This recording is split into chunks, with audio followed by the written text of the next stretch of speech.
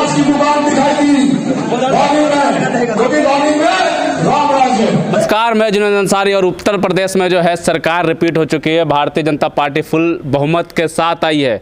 अभी तो मुख्यमंत्री योगी आदित्यनाथ ने दूसरे कार्यकाल के लिए शपथ भी नहीं लिया है, लेकिन उनके जो नीचे के नेता हैं या कहे कुछ विधायक भी ऐसी बयानबाजियां करना शुरू कर चुके हैं।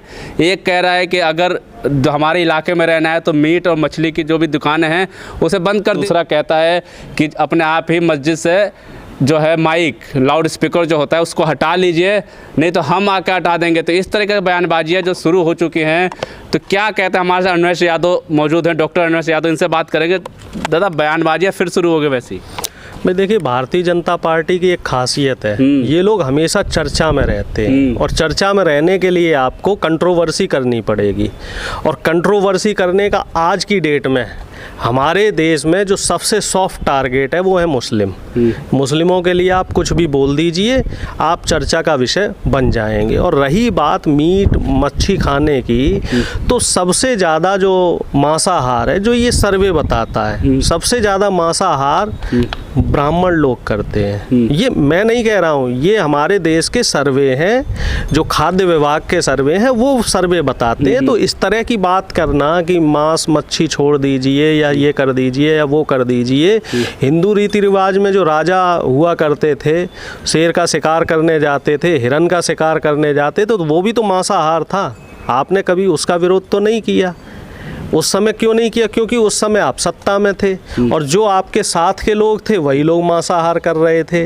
अब क्या है कि अब आपने मुस्लिमों को सॉफ्ट टारगेट बना लिया है।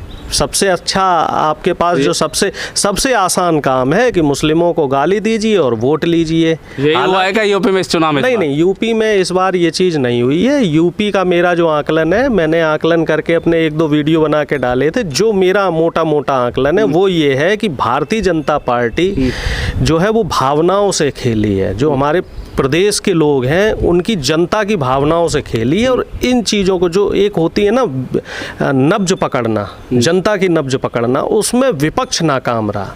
देखिए, मोदी जी एक जगह भाषण में कह रहे थे, थोड़ा सा 2 मिनट का समय लूँगा, भाषण में ये कह रहे थे A² + B² ना करके हम लोग A+B का होल स्क्वायर करते हैं। ट्रिग्नोमेट्री का ये फॉर्मूला है कि A+B का होल स्क्वायर होता है A² + B² + 2AB।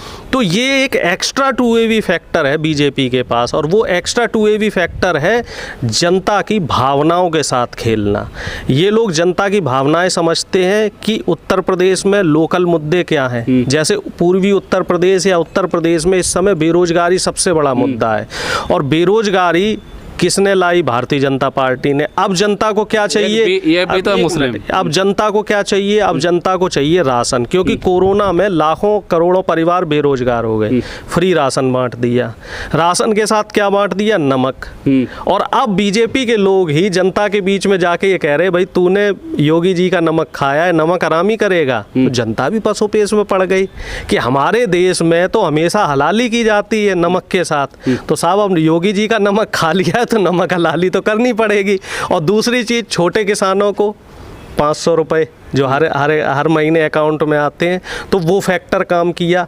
इसको बताने में, ये भी तो एक फैक्टर है, मुस्लिम वाला फैक्टर भी तो है। इसको बताने में विपक्ष नाकाम रहा। विपक्ष जनता के बीच में नहीं पहुंच के ये नहीं बता पाया कि दादा नमक तो 20 रुपए का है, आपके बच्चों का रोजगार जा रहा है दादा, आपके बच्चों का भविष्य जा रहा है, आपके बच्चों की शिक्षा जा रही, आपका आरक्षण का अधिकार जा रहा। आरक्षण कमज़ोर हो गया है। अभी नई जो संसद अब मंडे से शुरू होगी, तो उसमें यह है कि जो आरक्षित वर्ग है, OBC SC ST का वर्ग, वो सिर्फ अपने ही वर्ग में अप्लाई कर सकता है। ओपन कैटेगरी अब उसके लिए ख़त्म हो गई है। लेकिन इसके लिए विरोध कौन करेगा? तो विपक्ष को ये चीज़ जनता के बीच में बतानी पड़ेगी। तो मैं जो कह रहा हूँ ना, एक्स्ट्रा जो 2AB फैक्टर है उसमें विपक्ष नाकाम रहा। ये मेरा अपना आकलन है। चलिए, 2AB फैक्टर आपने समझा दिया, लेकिन एक्स्ट्रा बी फैक्टर ये भी तो है मुस्लिम। देखिए, हिंदू मुस्लिम का जो फैक्टर है, इसको जनता ने नकार दिया। कहाँ नकारा? सरकार तो बनाई है। नहीं, बिल्कुल नकार दिया है। हिंदू मुस्लिम वाला फैक्टर नकार दिया गया। अखिलेश यादव जी को अगर हम सिर्फ यूपी की बात करें, प्रचंड बहुमत मिला 36%, जो अब तक सबसे ज़्यादा वोट है। अब तक जब से समाजवादी पार्टी बनी है सबसे ज़्यादा वोट अखिलेश यादव जी को मिला है। तो हम ये नहीं कह सकते हिंदू मुस्लिम फैक्टर है, अखिलेश यादव जी को हर जाति और हर वर्ग के आदमी ने वोट दिया है। और दूसरी बात, जो समाजवादी पार्टी या फिर हम कह सकते हैं बीजेपी के जीतने का कारण रहा है बहन जी का जो अपना एक परंपरागत बहुजन वोट हुआ करता था, जो एक कैडराइज्ड वोट हुआ करता था, जो 20 से 22% वोट था, वो वोट बहन जी ने मेरठ में एक जगह जनसभा करके तोड़ दिया। उन्होंने ये कहा कि समाजवादी पार्टी को अगर हराने के लिए बीजेपी को भी वोट देना पड़े तो दे दो। अब वो 22% वोट, 10% जो वोट है ना वो टूट के मिल गया बीजेपी को, और बीजेपी का काफी वोट टूट के आया है सपा को। ये सब तो हो गया, मुद्दा ये है कि बयानबाजियां शुरू हो चुकी हैं। चलने दीजिए, नई सरकार बनी है, जो नई बहू आती है तो नई बहू बर्तन ज्यादा खटकाती है, तो खटकाने दीजिए। अभी तो शपथ भी नहीं लिया। अभी साहब सब्र रखिए ना, मैं आपसे क्या कह रहा हूँ, नई बहू बर्तन ज्यादा खटकाती है और काम कम करती है। दोबारा विधायक बने हैं, इनका टिकट कटने वाला था, वो तो स्वामी प्रसाद मौर्य जी का भला हो, इनको सुनील शर्मा इन जैसे 80 निकम्मे विधायकों को, ऐसे लोगों को दोबारा टिकट मिल गया। चलो इनकी किस्मत में राजयोग लिखा है तो करने दीजिए, जनता का प्रचंड बहुमत मिला है, इनको भी इनके काम करने दीजिए। हम विपक्ष के लोग हैं, इनकी गलत नीतियों का विरोध करते रहेंगे। और हमारा देश लोकतांत्रिक प्रक्रिया वाला देश है। क्या कि मस्जिद से लाउड स्पीकर हटाते हैं, आप भी एक हिंदू हैं जी, मुद्दा ये नहीं है। मुद्दा ये होना चाहिए कि जो 2 साल गैप रहा कोविड के बाद, इस 2 साल के गैप में जो हमारे देश की अर्थव्यवस्था बिगड़ी है, हमारे देश के बच्चों की शिक्षा का स्तर बिगड़ा है, हमारे देश में नौकरियों का जो स्तर बिगड़ा है, हमारे देश में जो स्वास्थ्य व्यवस्था का स्तर बिगड़ा है, इसको कैसे सुधारा जाए, इसके लिए योगी जी क्या काम करेंगे। और जो लोकल विधायक हैं, जहाँ के जो विधायक हैं, ये विधायक लोग क्या करेंगे।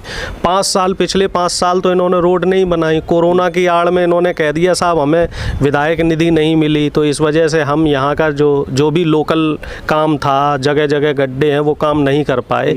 लेकिन अब वो चीज़ ख़त्म हो गई है, अब विधायकों को विधायक निधि मिलेगी। योगी जी प्रचंड बहुमत से जीते हैं, डबल इंजन की सरकार दोबारा बनी है, योगी जी ने इतिहास रचा है।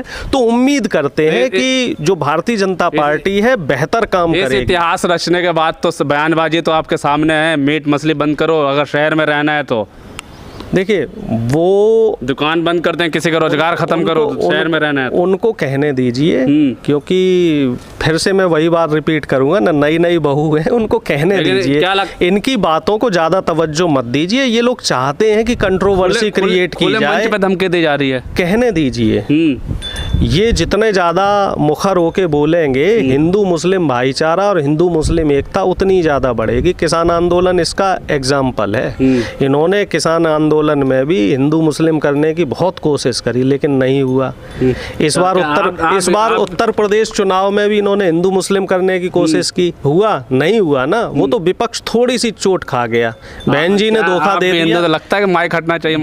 बहन जी ने धोखा दे दिया, बहन जी ने धोखा दे दिया, ये बताइए। और आपके चचा जान ने भी धोखा दिया। चचा जान भी यहाँ वोट, चाचा जान ने कोई वोट नहीं काटा, चाचा जान ने कोई वोट नहीं काटा। वो तो मुस्लिम भाइयों ने वोट नहीं कटने दिया, नहीं तो चचा जान ने कोई कसर नहीं छोड़ रखी थी।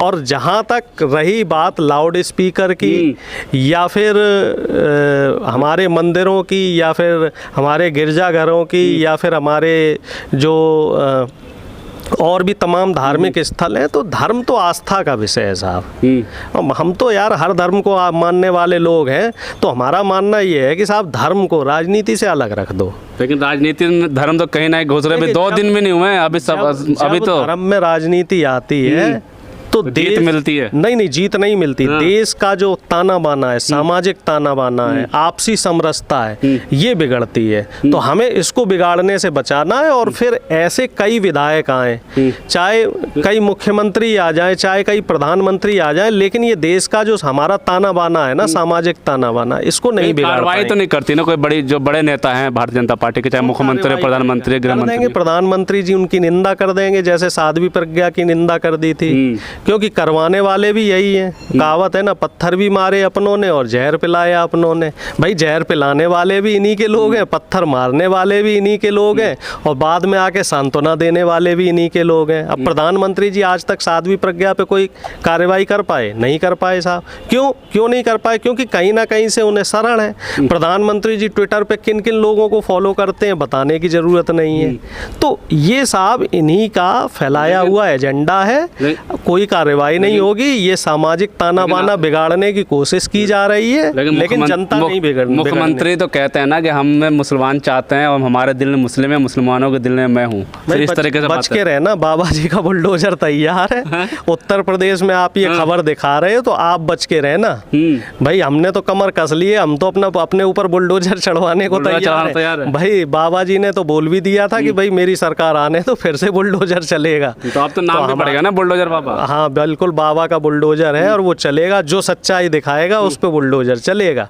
और रही बात हिंदू मुसलमान की, तो देखिए मुख्यमंत्री जी हैं, कम से कम मैं उनका सराहना करता हूँ। कम से कम उन्होंने ये तो कबूला कि मुसलमान उनके दिल में है, दिल में रहेगा, क्योंकि मुसलमानों से ही उनकी दुकान चल रही है। अगर मुसलमान को वो दिल से निकाल देंगे तो उनकी दुकान कैसे चलेगी? आप बताइए कैसे चलेगी उनकी दुकान? ऐसा तो नहीं है कि इन पे कार्रवाई होगी या नहीं होगी, या फिर जो छोटे नेता हैं योगी जी को बदनाम कर रहे हैं?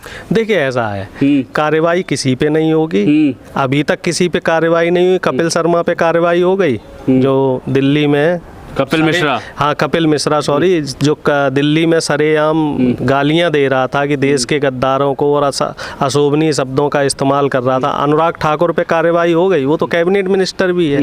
नहीं हुई और ना होगी, क्योंकि ये सब वही है ना, गंगाधर शक्तिमान है, शक्तिमान ही गंगाधर है। तो ये सब जनता समझ चुकी है। एक 8 साल का जो समय होता है बहुत बड़ा समय होता है। 8 साल का जो समय है ना, जो हमारे प्रधानमंत्री जी 2014 से लेके 22 तक सरकार चला रहे हैं, वो बहुत बड़ा समय होता है। तो जनता इनकी सारी चालबाजियां समझ गई है। अब आप बताइए 2019 के बाद से कोई भी सांप्रदायिक दंगा हमारे देश में हुआ हो? इन्होंने कोशिश की, हर महीने ये कोशिश करते हैं, हर हफ्ते ये कोशिश करते हैं, हर दिन ये कोशिश करते हैं कि हम सांप्रदायिक दंगा करें। लेकिन अब सामाजिक ताना बाना नहीं बिखरेगा, क्योंकि जनता ने बहुत कुछ भोगा है। हत्या किसी की भी हो, मौत किसी की भी हो, हिंदू के परिवार में हो या मुस्लिम के परिवार में हो, सिख के परिवार में हो, ईसाई के परिवार, मौत होती है। और एक मौत की जो कीमत है ना, उस कीमत को कोई अदा नहीं कर सकता। जनता लास्ट में ये कहूँगा कि जो बयानबाजियाँ हो रही है, आप भी एक हिंदू हैं, चाहे मीट की बात हो चाहे लाउड स्पीकर की बात हो, लास्ट में आप जनता क्या सोच रही है? भाई देखिए, जनता कुछ नहीं सोच रही है। मेरी आप लोगों के माध्यम से एक अपील है कि मनोरंजन चल रहा है, मनोरंजन करते रहिए। भगवान ने 2 कान दिए, एक कान से सुनते रहिए, दूसरे कान से निकालते रहिए। 5 साल इनको फिर से मिल गए। ये 5 साल में इस तरह की 50,000 और नौटंकियां करेंगे। इनकी नौटंकियां देखते रहिए। इनको गंभीरता से लेने की जरूरत नहीं है, क्योंकि ये कभी मुद्दे की बात नहीं करते। जनता ने तो लिया, सरकार बना दिया, मनोरंजन कौन से कर रहे हैं? वाले मनोरंजन तो नहीं कर रहे जो गोदी मीडिया में जो नाच रहे हैं लोग। देखिए जनता ने इनको गंभीरता से नहीं लिया। इसमें मैं फिर कहूँगा, सरकार मैं फिर इसमें कह रहा हूँ आपसे, सुनिए मेरी बात तो सुनिए। सरकार क्यों बनी? क्योंकि विपक्ष जनता के बीच में नहीं पहुंचा। विपक्ष इस मुगालते में है कि आज नहीं तो कल भारतीय जनता पार्टी हमसे दुखी हो जाएगी। मतलब बीजेपी जो है ना, जनता बीजेपी से दुखी हो जाएगी और हमें वोट दे देगी। अभी शपथ लिया नहीं है और बयानबाजियाँ भारतीय जनता पार्टी के नेताओं के, कार्यकर्ताओं के शुरू हो चुकी है। हालांकि एक बयान पे एफआईआर दर्ज हुई है, गाजियाबाद पुलिस ने एफआईआर दर्ज किया है। लेकिन सोचने वाली बात यह है कि क्या बड़े जो नेता हैं, चाहे मुख्यमंत्री हों, चाहे प्रधानमंत्री हों, चाहे गृह मंत्री हो, इन जैसे बयानबाजियों को कोई कार्रवाई अपने नेताओं पे करेंगे या नहीं करेंगे? हालांकि 7 साल से हम लोग देख रहे हैं कोई कार्रवाई किसी नेता पे हुई नहीं है। लेकिन आगे उम्मीद है, जिस तरीके से मुख्यमंत्री योगी आदित्यनाथ ने कहा था कि हमारे दिल में मुसलमान है और हम मुसलमानों के दिल में हैं, तो अब देखते हैं कि कितना दिल में है।